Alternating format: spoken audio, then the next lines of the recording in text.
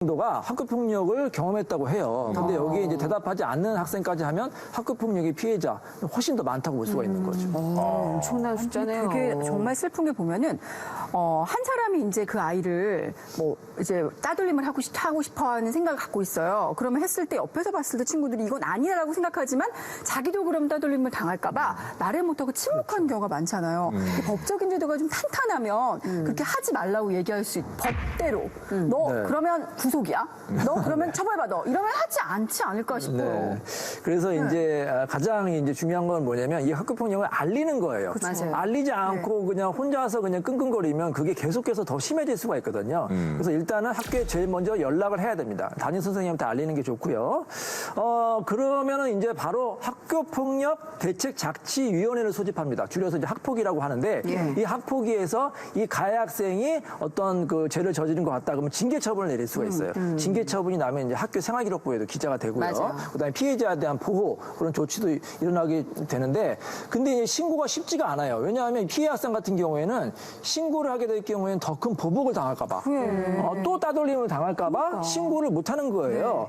얼마 전에 한 초등학교 6학년 학생이 이렇게 집단 따돌림과 학교폭력을 당하다가 이제 엄마한테 얘기를 했어요. 엄마한테 얘기를 해서 이제 엄마가 그걸 알렸겠죠. 그랬더니 이제 다른 학생들이 가해 학생들이 이 학생을 더 괴롭히는 거예요.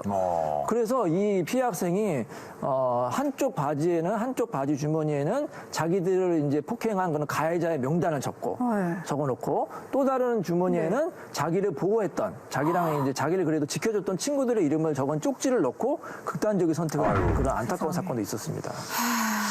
정말 왜 이 지경이 될 때까지 학교에서는 도대체 무엇을 했고 우리 부모들은 왜 그것을 몰랐고 사회는 여지껏 무엇을 했는지 정말 안타깝고 가슴이 답답하고 그렇습니다. 안 그렇습니까? 그러니까. 예. 그 얼마 전에 이런 사건이 있었어요. 이제 수업 시간인데 이제 갑자기 이제 학생들 간의 그런 그 다툼이 좀 심해져가지고 어떤 학생이 수업 중에 이제 다른 반 학생하고 좀 싸움이 났던 것 같아요. 수업 중에 이제 교실에 들어와가지고 흉기를 휘둘러가지고 이제 그 피해 학생을 크게 다치게 한 사건이 있었거든요. 그래서 그 피해 학생이 이제 아예 소송을 했어요. 소송을 했는데 학교장 그다음 학교를 상대로도 소송을 했거든요. 우리 법원은 그다음 학교 교사에도 책임이 있다. 어쨌든 학교 내에서 발생한 문제고 학교 수업 내에서 발생한 문제이기 때문에 이 피해 학생을 학교는 보호 감독할 의무가 있다는 그런 판례가 있습니다. 그래서 학교에서 발생한 거는 1차적으로 학교 측에서 좀 책임이고요.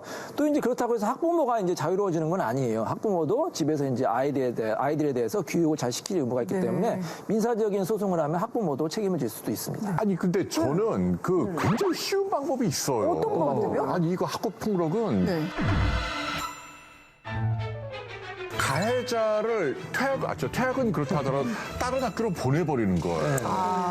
가해자를 다른 학교로 강제로 보내요. 그게 되나요? 안 돼요. 돼요? 학교 폭력에 돼요? 제 8호 처분이 이제 이게 중한 처분 중에 하나거든요. 전학 처분이 있습니다. 그래서 이 가해 학생을 이 피해 학생과 같이 있으면 안 되잖아요. 다른 학교로 전학을 시키는 거예요. 그러면은 이 전학 가는 학교에서도 소문이 날 거 아닙니까? 얘 왜 전학 갔느냐? 그래서 이게 어떻게 보면 충격이 될 수가 있는데 근데 문제는 뭐냐면 학교에서 잘 안 받으려고 해요. 이 학생은. 그래서 이제 이 학생이